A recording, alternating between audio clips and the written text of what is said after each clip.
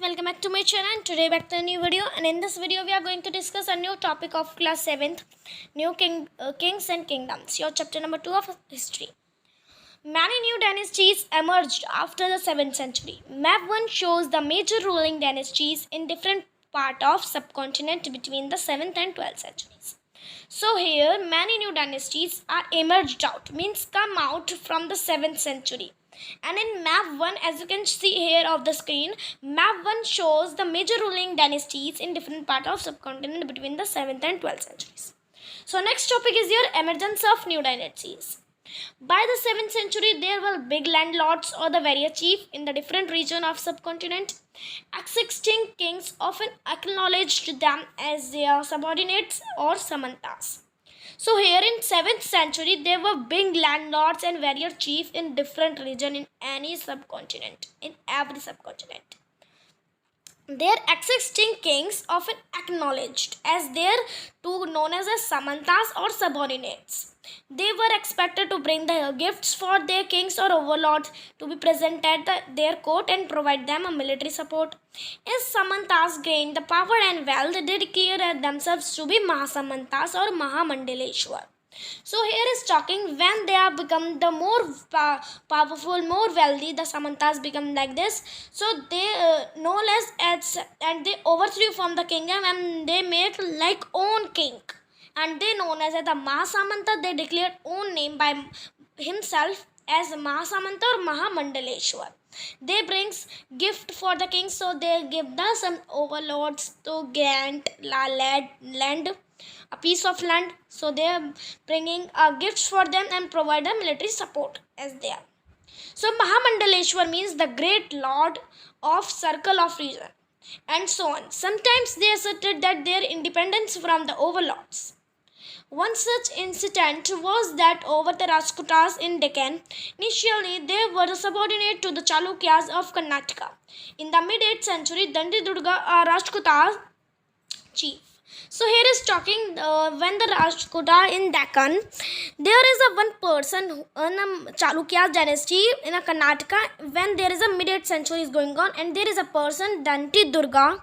He is a Rajputa's chief. He overthrew his Chalukya overlord and performed a ritual called Harya Garbha. It means like a literary golden worm. Okay, so when the ritual was performed, when it is performed with the help of Brahmans were performing like this. So it was thought to lead to be rebirth or sacrifice as a Kshatriya, even it was not a birth also. So now in this we have discussed one topic.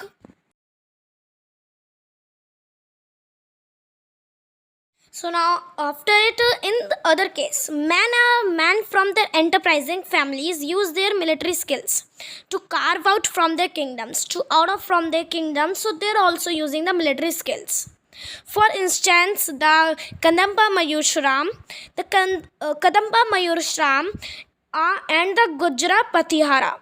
Harichandra was the Brahmins who gave up the war, their traditional profession, and took the arms successfully, establishing kingdoms and in Karnataka and Rajasthan respectively.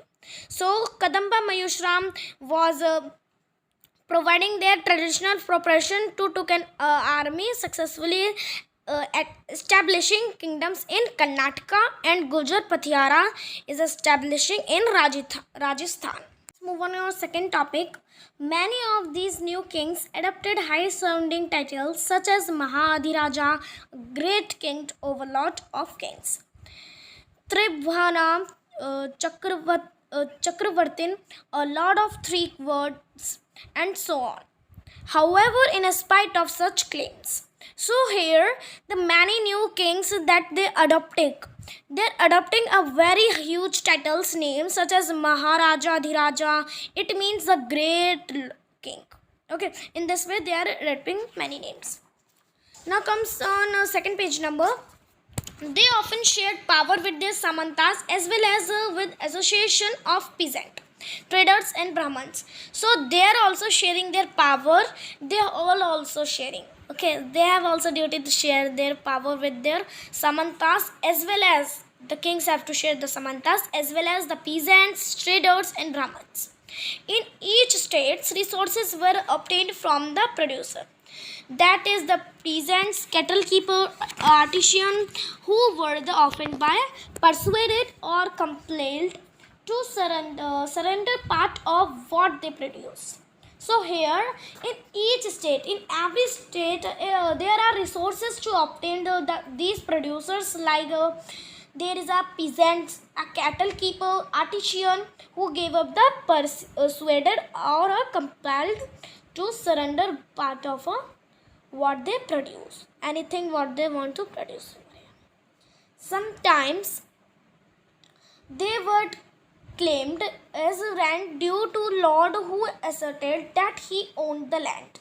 Revenue was also collected from traders. Also they collected revenue. Revenue means tax. So now these sources were used to finance the king established in this way. As well as they are using these revenue and taxes in construction of temples or the fort.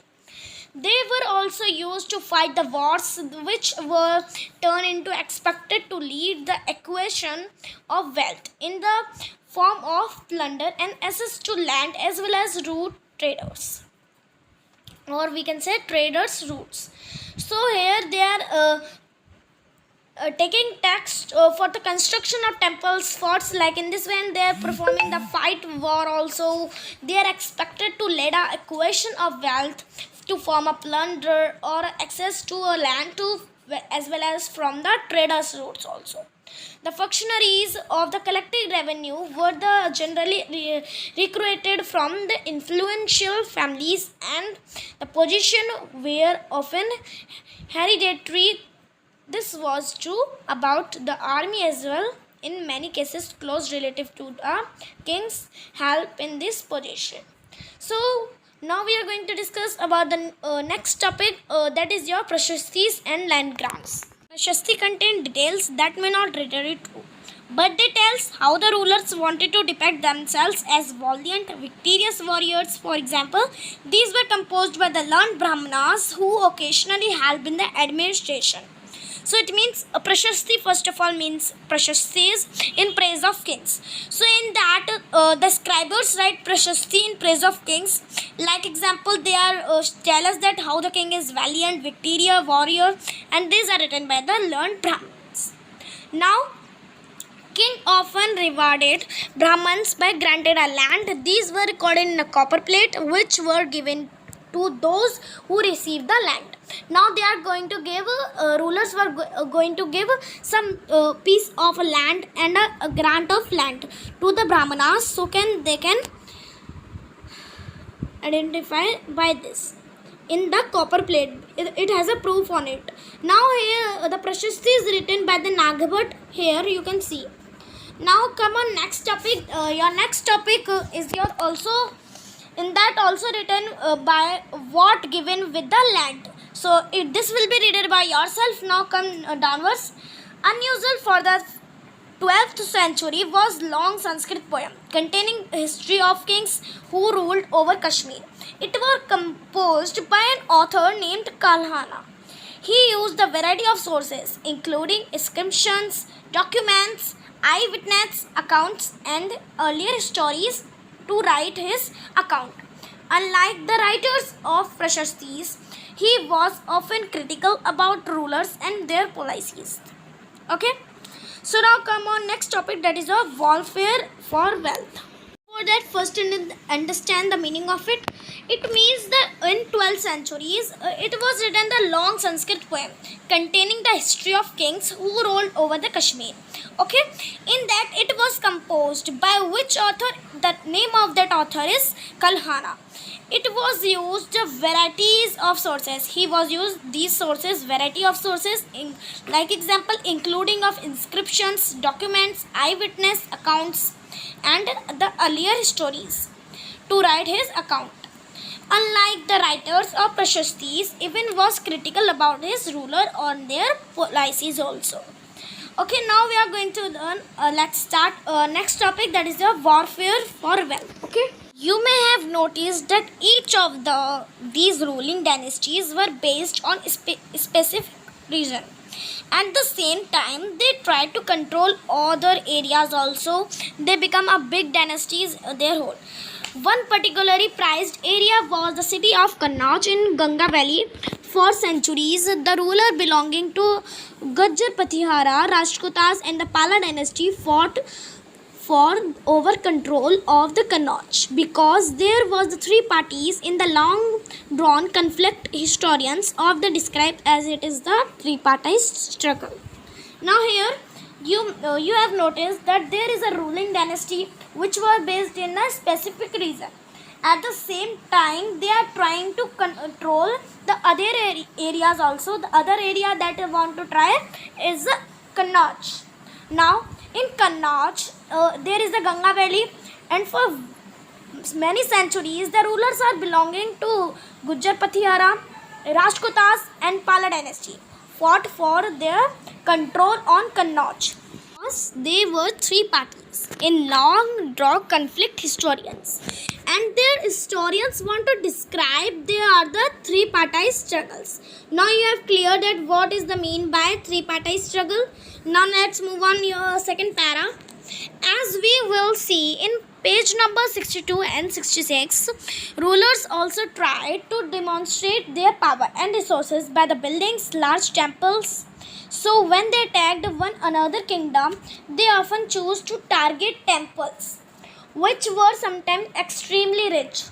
You will read more about this in the chapter number 5. Now, in the page number from 62 to 66, you have noticed that the rulers also try to demonstrate their powers and resources by the buildings and large temples. So when they attacked another kingdom, they have to choose a one target. That the target name is the temples. Their target is the temples because at that time the temples are so rich.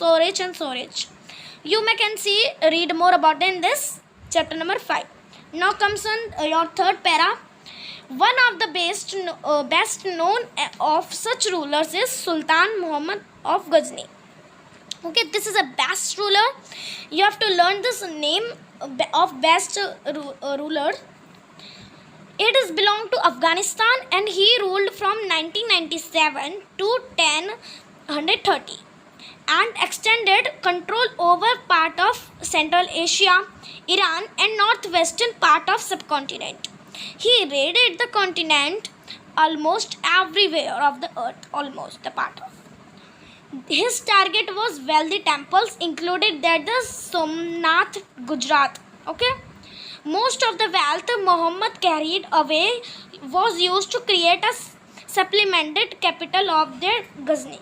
Now, this is also very easy. Now, if the question is asking like in this way, now you have to tell the such best ruler. So you answer that Sultan Muhammad of Ghazni, and he is belong to Afghanistan. He ruled from 1997 to 1030 and he extended control on already in Central Asia, Iran and northern western part of subcontinent. He has already almost covered his part of it. Okay. Now his target was only in rich temples, wealthy temples. Like examples, he had already target one temple in Gujarat. That is the name of the temple is Somnath. Because and the much of his wealth he carried away from the create of his capital city as Ghazni. He want to create a capital of it, of which state of Ghazni in Afghanistan. Okay. So now next come in your fourth para. Sultan Mahmud was also interested in the finding out more about the peoples he conquered and interested a scholar named Al-Biruni to write an account of subcontinent. This Arabic work was known as Kitab-ul-Hind, remains as important source for historians. He consulted Sanskrit scholars to prepare his account. Now, the Sultan Mahmud was interested in to find more about the temples, how to target it. Okay, so he is interested a scholar named Al-Biruni. Okay, to write his account in subcontinent, and he write in Arabic language. Okay, yes, and he has already write the book name, that is a Kitab ul Hind, and remains an important source for historians. He had remained it. He consulted two Sanskrit scholars to write his the poems, and like in what he want to write, the Sultan Mahmud, what he want for his inscriptions. Now come on your fifth para. Okay. Other kings who engaged in warfare included the Chahamanas, later known as the Chauhans, who ruled over the region around Delhi and Ajmer. They attempted to expand their control, on which they started on west and east. And where they are opposed in Chalukyas and in Gujarat, and the Gahadwalas of western Uttar Pradesh. Okay, and the well-known Chahama ruler was the Prithvi Raja I in 1192, and that person who had defeated the Agwan ruler named that Sultan Mahmud Jori in 1191. Okay, but he has also lost him a very next year in 1192. He has also lost there. Okay, it means the Sultan Mahmud is win also and loss also. So this is the today's video. Leave a like button and subscribe our channel. Don't forget to like this video, okay, for getting the notification bell. So this is today's video. Okay, so I will give the part 2 of this video. Go and check it out. So I hope you all have understand this chapter very awesome. So from this, we are going to leave this video. Goodbye, take care, bye bye everyone.